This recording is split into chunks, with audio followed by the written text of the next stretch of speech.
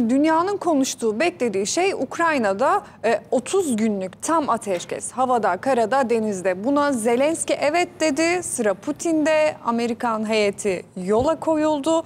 Putin ise dün öyle bir adım attı ki gerçekten de aklında neler geçiyor. Hala son ana kadar bu belirsizlik ve öngörülemezlik imajını yine güçlendirdi. Çünkü bu Ukrayna'daki savaş boyuncaki 4. yılına girdi.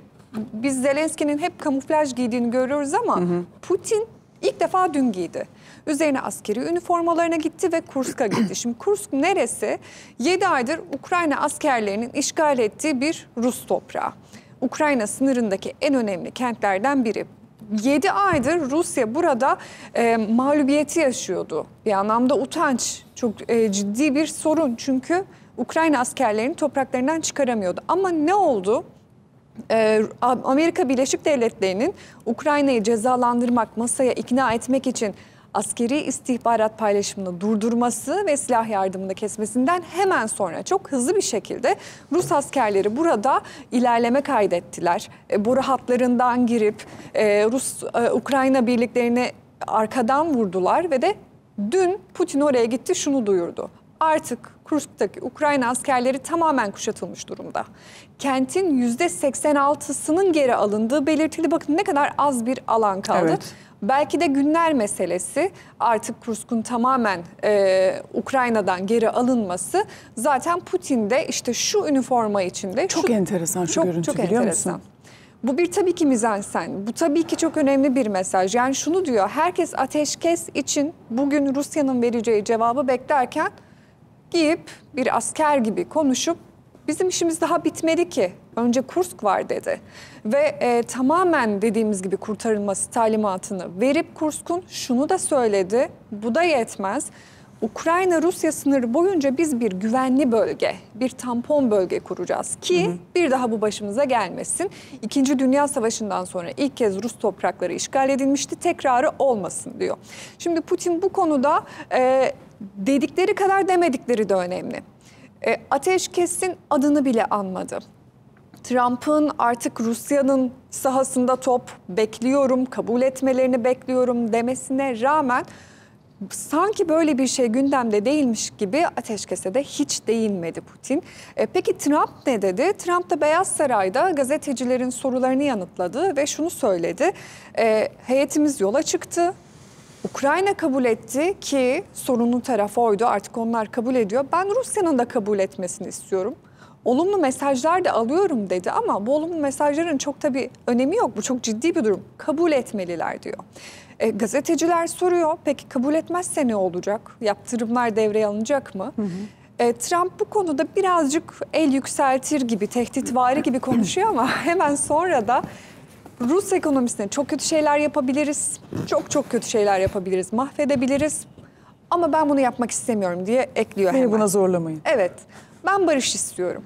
Yani bakın Ukrayna'ya karşı ne kadar sert adımlar atan, açıklamalar yapan, diktatör diyen Zelenski'ye hala Putin'e en azından Putin'in aklındakilerini net bir şekilde öğrenene kadar ılımlı.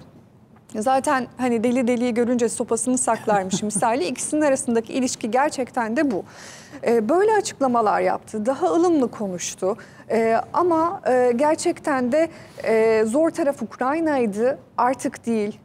Önümüzde 3. Dünya Savaşı'na yol açabilecek bir durum var ifadelerini kullandı. Peki herkes şunu soruyor. Ne yapar? Yani Rusya'nın elindeki seçenekler ne? Evet. Şimdi bir kere Putin bir Haziran ayında açıklama yapmıştı ve müzakere şartlarını açıklamıştı orada. Çok net aslında. Bunlar değişti mi? Değişmedi. Şunu diyor. Ukrayna askerleri şu anda Rusya'nın işgalinde bulunan Donetsk'ten, Luhansk'tan, Zaporijya'dan ve Herson'dan çekilecek.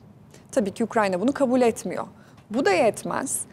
Aynı zamanda Ukrayna NATO üyeliğinden vazgeçtiğini resmi olarak beyan edecek. Yazılı bir belge olacak. Şimdi bu şartlar değişmedikçe biz neden masaya oturalım? Zaten yenen tarafız, zaten güçlü tarafız. Bugün eğer bu görüşme yapılırsa Rusya'nın bu anlamda önce bizim şartlarımız, müzakere şartlarımız yerine getirilsin deme ihtimali var.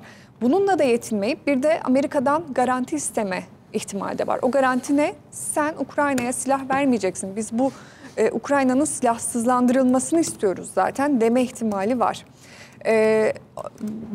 Bunlar gerçekleşirse tabii ki Trump'ın işi çok zor olacak. Çünkü Rusya üzerinde ciddi bir baskı kurmak zorunda kalacak. Çok ciddi bir diplomasi sınavı. Bugünkü görüşme, hani biz Beyaz Saray'da diplomasi tarihine belki kara leke olarak geçtiğini söyleyebileceğimiz bir lider aşağılanmasına tanık olduk ya. İşte şimdi Trump ekibinin gerçek diplomasi sınavı, mahareti bugün belli olacak. Kendinize muhtaç bir ülkenin liderini aşağılayarak, küçük düşürerek istediğiniz noktaya çekmek çok kolay ama güçlü bir ülkenin liderini hem sahada hem diğer alanlarda nasıl kendi tarafınıza çekebileceksiniz? Yani aslında Putin'in çok da Amerika'yı kaybetmek istemediği, Trump'ı kazanmak istediği de biliniyor. Dolayısıyla gerçekten çok merakla beklediğimiz dakikaların, saatlerin içine girdik. Kaç saat sürecek, ne olacak, ne bitecek bilmiyoruz. Ama şunu biliyoruz ki Putin çok güçlü olduğunu gösterdi. Savaşa da devam etmek istediklerini gösterdi. Ama Kursk'un ele geçirilmesi de belki bir tavizdi zaten. Rusya'ya Amerika'nın verdiği, belki bununla da yetinebilir. Bir sürü öngörülemezlik, bir sürü senaryo ve ihtimal var. Tavşana havuç